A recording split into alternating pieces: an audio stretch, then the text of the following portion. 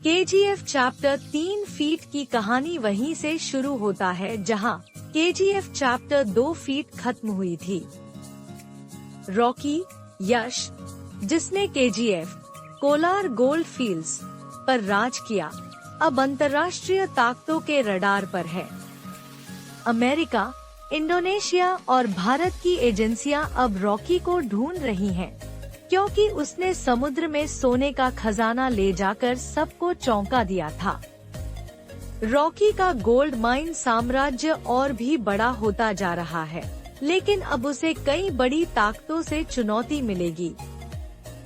शायद भारतीय सरकार, विदेशी एजेंसियां और नए विलेन उसका साम्राज्य खत्म करने की कोशिश करेंगे।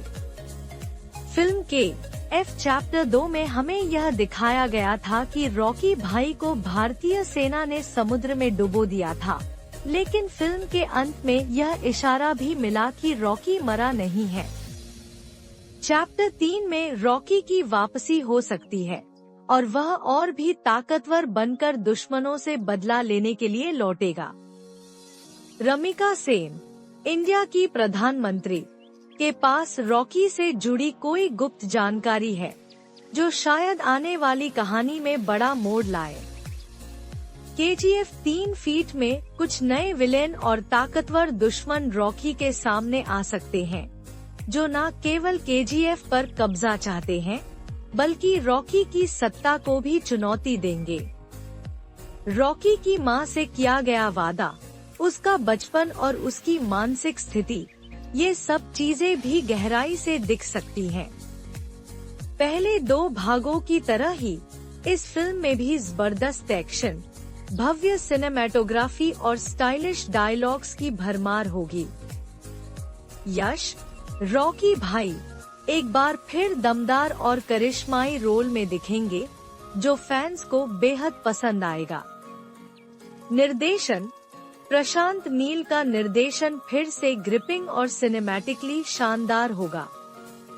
KGF चैप्टर 2 में हमें यह दिखाया गया था कि रॉकी भाई को भारतीय सेना ने समुद्र में डुबो दिया था, लेकिन फिल्म के अंत में यह इशारा भी मिला कि रॉकी मरा नहीं है। चैप्टर 3 में रॉकी की वापसी हो सकती है और वह और भी ताकतवर बनकर दुश्मनों से बदला लेने के लिए लौटेगा।